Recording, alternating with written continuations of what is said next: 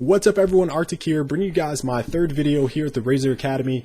Today we're going to be talking about increasing your marketability as a professional player or aspiring professional player or just an average gamer that's, possibly interested in attaining sponsorships. I'm going to do a separate video on sponsorships in themselves, the nature of them, but this is the kind of like the stepping stone to that part.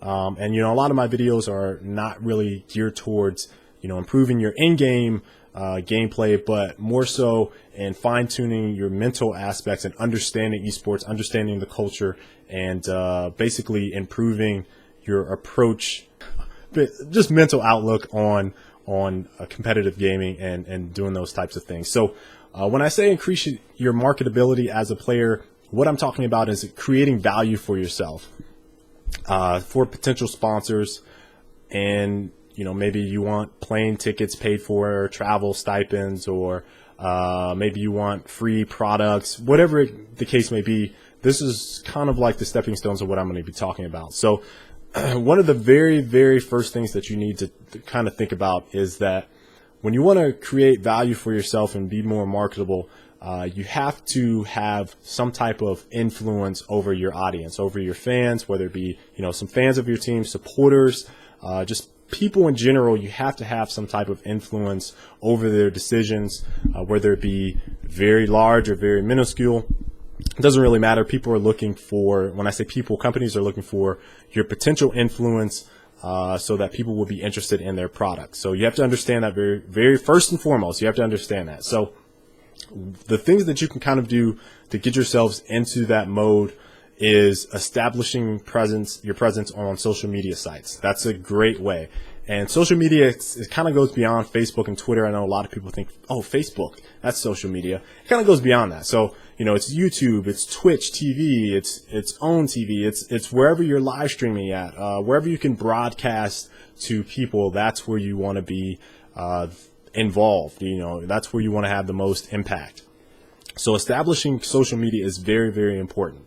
And it puzzles me sometimes on my personal YouTube channel why more people aren't on Twitter, specifically gamers, and sometimes the ones that are very, very interested in competitive gaming. They're not on Twitter. And it's like, you play competitively. I know sometimes I get asked questions like, how do you get sponsors?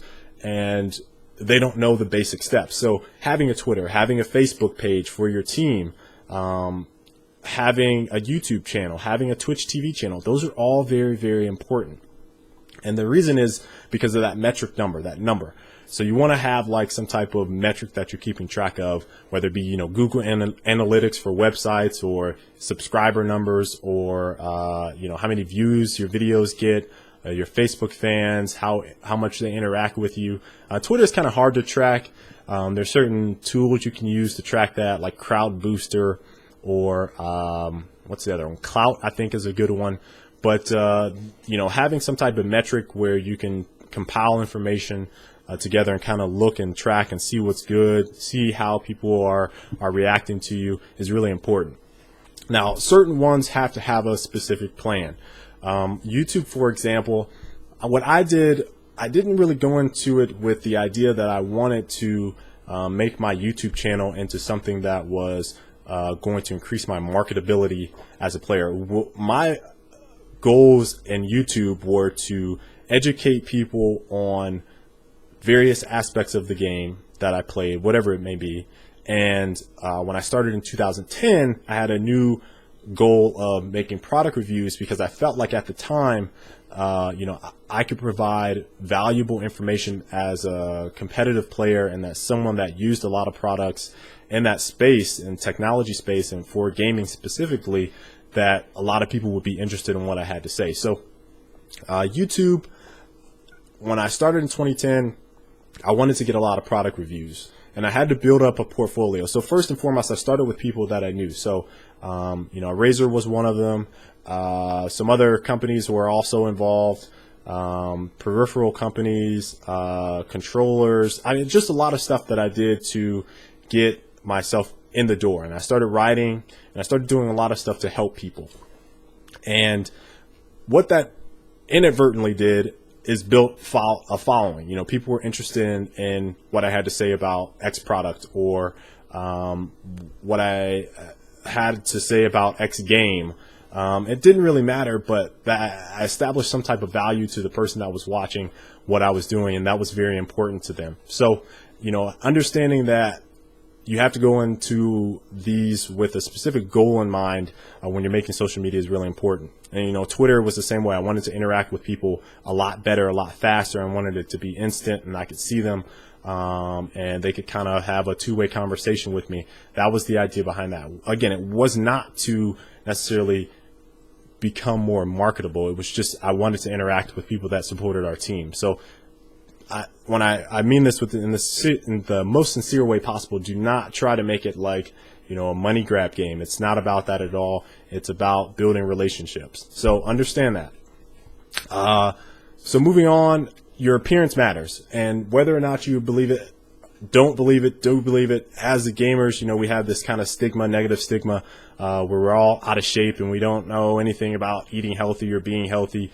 I think appearance matters, but it's not necessarily going to be detrimental to the ability to attain sponsors. What I think hurts when you want to get sponsors in the form of kind of like appearance is more about how you represent yourself, possibly at events or online, how you interact with people.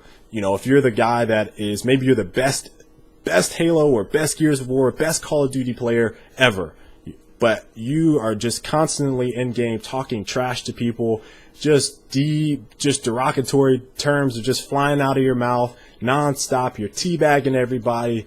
That's not going to leave a very good impression on A, the players that you just played. Maybe they're recording you, and B, you know, if they actually send that video out or you get some type of complaint file against you. I know there was an instance where I believe one of the StarCraft players, I'm not sure who it was, had some derogatory terms slip out during a competition, and it was not a pretty sight. So, you know, you have to very, I can't stress this enough, very much so, monitor what you say, monitor what you do, and be personable, be presentable, be someone that is wants to interact with you know, your fans. I think that's important because, again, establishing relationships is key.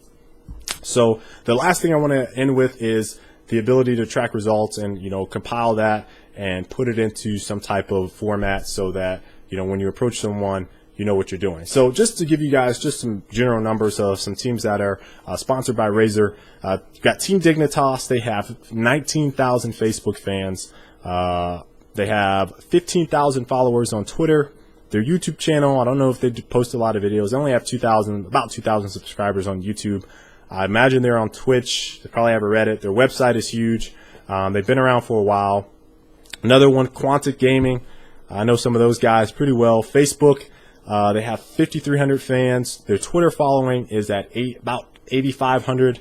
YouTube, they have 27,000 subscribers, and their Twitch TV is about at 3,000 followers, or I'm not sure what they call. But you see those numbers they're all pretty significant. Mousesports, last one I'm going to do, guys. Facebook is about at 16,000. Twitter is about 9,000. I think it's 8,800. YouTube is at 2,000. And they also have Twitch. They do streaming. They have a website. All those things are really important as a metric for them to present to sponsors. So I hope you guys kind of understand what you guys can do to get yourselves involved, become more marketable, build relationships with your fans and supporters, and make connections with people. You know, whether or not maybe you're not necessarily, you don't have a huge following, but maybe you want to follow, you know, your favorite player. That helps them, but it also establishes you in a way that you can see what they're doing, so that possibly you can kind of mimic it and then get your own style of how you do things. Those things are all really important, guys. So I hope you guys enjoyed this video. I hope you found it very useful, insightful, and I will be back probably next week with another video for you guys to sink your teeth into. So until next time, guys, catch you later. Peace.